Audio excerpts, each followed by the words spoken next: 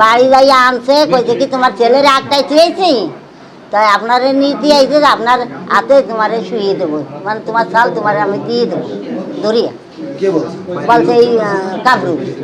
তাই কামরুল এসে দরজা একটা আইতে যে ওনার ছেলেগুলো এনে ঘুমাই রয়েছে। তাই ওনার ছেলেকে ডাকছি ওনার ছেলে ডাকছে না। তাই ওই বাসায় গেছে বাসায় যাইয়ে তারপরে ফিরে আসে টাক দিচ্ছে দরজায় নিয়েছে। তারপর ওনার ছেলে আর কি ডাকছে, সে দরজা খুলছে, দরজা খুলে আসে দেখি আমার ছেলে ওই মরা। আমরা জানি মূলত মালিক, আর কে আছে মালিক আমরা জানি না।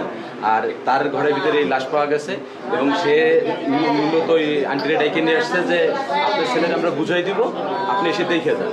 তাই সে দরজা খুলে দিয়ে উনি ওনার ছেলের নিয়ে চলে গেছে। আর আইসে উনি দেখছে যে এই অবস্থা। আমার মেয়ে আসছিল ওনাকে খাবার দেওয়ার জন্য ওনার ছেলেকে। পরে আমি আসার পরে আমি এসে দেখি এই মুরব্বী আন্টি কান্না করে। পরে উনি ওয়ালে বাড়ি নিচ্ছে, পরে আমি ওনাকে একটু তেল আর একটু পানি দিলাম। দেওয়ার পরে উনি বলতেছে, আমি এদিক ওদিক ভুলুক দিচ্ছি যে আপনার কই, খুঁজতে গেছি দেখি ভুলুক দিয়ে দেখি ওই লোকটা ওইখানে। আমি বললাম ইনি কি? পরে উনি বললো আমার ছেলে আর নেই, মরে গেছে, মারি ফেলছে। পরে আমি বললাম এটা তো ভালো না। আমি বাড়িওয়ালা বাইরে ফোন দিলাম যে আপনি এরকম হয়ে গেল, আপনি বললেন না এই ছেলেটাকে মেরে কেন ফেললেন, তা পুলিশ আনি, নাহলে কিন্তু আমি পাবলিকে জানাবো। পরে বলতেছে আমি পুলিশের ব্যবস্থা করতেছি, আপনি আমার বাড়ির দিকে একটু খেয়াল করবেন। আমি বললাম ঠিক আছে। তাই এই আন্টির তো অবস্থা বিতাল হয়ে যাবে, এই মহিলা মূল্যে টাকা বিক্রি। পরে উনি মানুষটা ইনি কান্না করতেছে, নিচে শোনা যাচ্ছে। তা আমি আবার জিজ্ঞেস করছি, আপা কাঁদতেছি কিসের জন্য, এই বাড়ি কি হয়েছে? কি মানুষ মারা গেছে? আমি বলছি আপনারা একটু আপনি আমার সাথে আসুন, তাই যে একটু দেখি। আর সে দিকে দেখেছি মারা গেছে, উনি কান্না করতেছে। তা আমি বলছি তা কি হয়েছে আপনার? আমার ছেলে মারা গেছে। আসলে আমরা এখনো সুনির্দিষ্টভাবে বলতে পারতেছি না মূল ঘটনার রহস্য কি।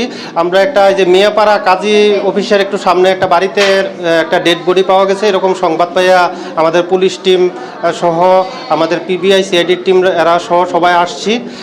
প্রাথমিকভাবে আমরা ডেড বডিটা পাওয়ার পরে আমরা করতেছি, তবে আমরা ধারণা করতেছি এটা হত্যাকাণ্ডের ঘটনাও হইতে পারে। এখনও সুনির্দিষ্টভাবে বলা যাচ্ছে না। আমরা এখনই সুরতাল রিপোর্ট প্রস্তুত করিয়া পোস্টমর্টমের জন্য প্রেরণ করব। ডেড বডির পোস্টমর্টমে পাওয়া গেলে, রিপোর্ট পাওয়া গেলে মূল রহস্য উদ্ঘাটিত হবে এবং এই বিষয়ে আইনগত যাবতীয় কার্যক্রম প্রক্রিয়াধীন আছে। গলায় যে দাগ এটা আমরাও দেখেছি, এই কারণে মানে এখনও আমরা নিশ্চিতভাবে বলতে পারতেছি না আসলে এটা কি। পোস্টমর্টম রিপোর্ট না করা পর্যন্ত তদন্তাধীন বিষয়, তদন্ত করলে আমরা রহস্য উদ্ঘাটিত হবে।